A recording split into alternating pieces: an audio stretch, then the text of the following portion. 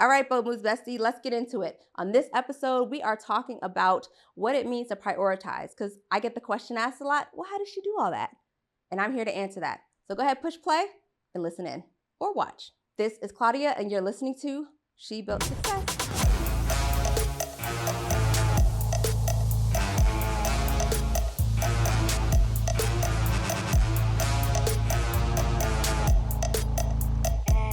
All right, so a question I get asked a lot is, how do you do it all? I just don't understand. Or that's a lot, but how do you manage to fit it all in? So being the multi-hyphenated mom, partner, student pilot, CEO, nonprofit founder, it's often asked, how do I do it all? And one of the things that I found is I have a means for prioritizing in my current season. When I set goals, and I use 12-week year, and I've talked about it before, when I set goals and the tasks that come underneath them, I often prioritize them. And what I mean by that is I kind of group them into buckets of the things that I'm looking to attain for that season. And what I found beneficial for me is filling out a grid. And I'll make the grid available. It's in part borrowed from the 12-week year, but I've also sprinkled in a little bit of my own to it to make it for me. But it's how I'm able to, quote unquote, do it all. The truth of the matter is there's always going to be a give and a take. Remember, there's no such thing as balance. Balance to me is a fallacy because I can't be in two places at once. I may have to miss something to attend something else, and that's okay. But knowing what priorities to look at in the season that I'm in is imperative. So I encourage you, I'm going to run off the categories that I look to prioritize myself in a given season. And in this case, season, I'm referring to 12 weeks. I look at what I'm prioritizing for that 12-week cycle, and then I work accordingly. Now, while I'm going to give you the different classifications or categories that you can bucket yourself into, you can always make it your own. Just like I made it my own, you can make it your own. And I encourage you to do so. So let's get started. So if you have your pen and your paper ready, we're taking notes because today's a note-taking day. I'm actually going to read to you the categories that I have. So I set up a grid, something like this, and it's a quadrant, not a quadrant, it's 9 boxes. So all 3, 6, 9, I just did math real quick. 9 boxes are utilized. Here's the first category, physical. So what are the things that I'm looking to attain in this 12-week cycle? That's physical. Mental. The next one, the third one is desires. The fourth one is relationships. The fifth one is professional. So what do I want to do professionally? In my case, it's more often than not having to do with my business and my business network. Spiritual, so that's my faith, devotional, reading a book potentially or a few books in a span of 12 weeks. Financial, so financial can get sticky. Sticky in the sense that if you're looking at this with the lens of personal only, that's one view. But if you're looking at it professionally or corporate or as an entrepreneur, that might be another view. So if you want to do this twice, you totally can. I mean, it's up to you how you want to do it. I have other breakdowns I could share another day, but this is another way to do it. So financial and personal. Now, I know that's 8. The 9th quadrant, I put dates. Literally, the title of it is called dates. And what I do is anytime as I'm progressing through my 12-week cycle, I look at where things are. And if I attain them ahead of the 12-week cycle ending, then I go ahead and I say, okay, I'm done. And I check it or I scratch it out and I put the date for when I do it. And then that dates column, I just say, this is when I initially wrote it. So I like to track stuff. Y'all know data is my jam. And I like to be able to measure things and quantify things so that I can know what direction I'm headed in. And so for me, being able to prioritize based on those 8 categories with a tracker of dates as to, if this is when I originally said it, this is where I am, this is where I fell short, or this is where I exceeded, and it helps me visually see what am I carrying over to the next potential 12 weeks or deferring until later versus how many of these 8 quadrants are filled up. Now, I will say this, when I first started this method, I literally was filling up all the quadrants at once. Like it was like all the things at once. Yes, I want to make everything great. And it was almost like you're trying to achieve this. I was trying to achieve this like state of, I guess, nirvana where everything's filled out. No.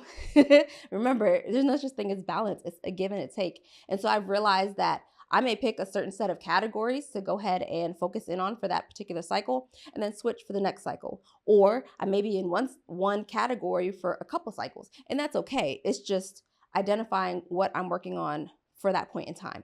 So remember, it's 9 quadrants, and I'm going to go over those 9 again, or it's 8 technically with your dates tracker. So physical, mental, spiritual, professional, relationships, financial, personal, and desires. I think I skipped desires the first time. My bad.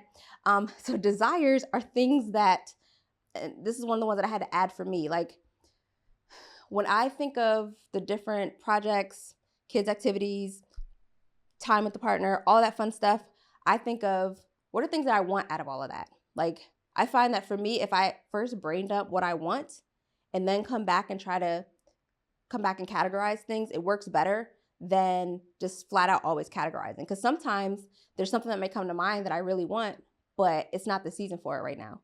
And so I just put it in desires. It's almost like it could potentially happen this cycle, or it would have to be deferred. And that's okay, but it's something that I desire, right? And so I encourage you to think about, what are those categories for you? How would you prioritize it in whatever season you are in your life right now? Now, that being stated, remember I said I like data and I like to track. So the next part is, out of these quadrants, how do you look at what's working, what's not, and review? So I like to do monthly reviews. So at the end of every month, I'll kind of track where I am, and then I will roll that up to a quarterly review. So I'll have 3 monthly reviews. I have, obviously at the end of every month, I have this monthly review, and I have a reminder, because y'all know Airtable's my jam. So I have an automation that shoots me a message that says, okay, it's the end of month. These are the things you need to do. One of them being look at your monthly review. So what were my intentions for the month? I set that at the beginning of the month. And then at the end of the month, I look at, okay, how did I perform against my intentions? Sometimes they're quantifiable. Other times they're not. They're more soft and not numerically, classified. But nevertheless, it helps me see how I'm doing. And I feel like, while I know data is not everybody's jam, you might not want to track to that level of granularity, but I do think it's important to look at those quadrants and determine what are the things that you're going to focus on for your season. Again, for me, I work in 12-week batches, but to each his own. If you want to split that out some other way, do you. But bold moves bestie, I'm telling you, you need to prioritize how you're doing things. Are there things that give and take? Absolutely. Because right now, me being a student pilot, I'm not yet a private pilot, because I had to put student pilot on hold because we have sports season going on. So we have cheer, we have volleyball conditioning, and that's okay. But like I said, I don't believe in balance. And I knew going in that was going to be something that slowed down a bit, and that's okay. So give yourself grace when you're going through this. And please understand that you may have to do a few iterations, a few cycles of this in order to feel comfortable and feel like, this makes sense for me. And you may have to adapt a little bit to you, because like I said, I do. Now, the other thing that I wanted to mention that I think is very important, just in how you approach wanting to reach that next level, wanting to prioritize things, wanting to continue to grow. I'm going to tell you in just a sec. So I want you to look at not only the reflections, but be adaptable. So you remember how I was saying, like, I may go into a given month and say, you know what? These are my intentions for the month. And at the end of the month, none of them worked. So for instance, you know how everybody be like in January, top of the year, they'll say, okay, yeah, I'm going to work out and I'm going to whatever, and I'm going to lose all this weight. And well, that's one of my intentions. It wasn't to work out in January. I had been doing it beforehand, but it was to be more consistent, because I kind of stopped. And for January, I was like, this is my cadence. This is what I'm going to do every week.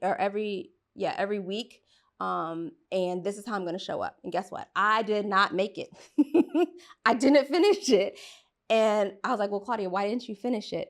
And, there's a level of ownership that you have to have. For me, it was, I just didn't feel like it. I was kind of frustrated with the whole journey of weight loss and the whole journey of exercising. I was like, well, you know what? I'm going to lay down for a little bit and I'll be okay with that. That was what I told myself in January, actually in December. So December is when I tried to pick it back up, and it trailed into January. But I'm saying that to say, like, we're all human. We have days where we really don't feel like it, and we have days where we're like in it to win it. And being comfortable with, or being adaptive with those changes is okay. Like, it's important, actually. So while it may look like I'm doing all the things, and yes, my brain just, When I'm thinking I'm firing on all cylinders, somebody comes to me with a problem or issue in their business, and I'm like, yes, do this, do this, do this, do this. I can see that for them, just like I can see it for me. But for me, I see both personal and business and what could potentially be available. And so the prioritization and the groupings and the categories is how I help focus in on what are the pieces and the aspects that I'm looking to achieve. And I encourage you to do the same for yourself. So what I'm going to do is I'll make a template of some sort available that you could just go on to shebuiltsuccess.com and download. That way you have something to start working from. And then let me know how it goes. Tag me on social. I'm totally down for it and I'm okay with it. So, Bold Moves Bestie, you have your marching orders and your assignment. Draft up what your priorities are in those categories and get started, because you have to push go. Inaction is not going to get you anywhere. All right, so I'll catch you on the next episode of She Built Success.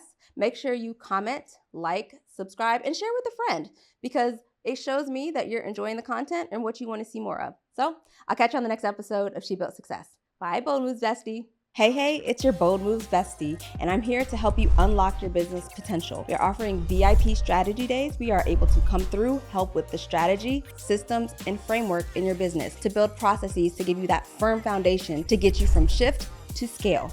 So if you're interested, go visit shebuiltsuccess.com and sign up so that we can get started on moving boldly forward together.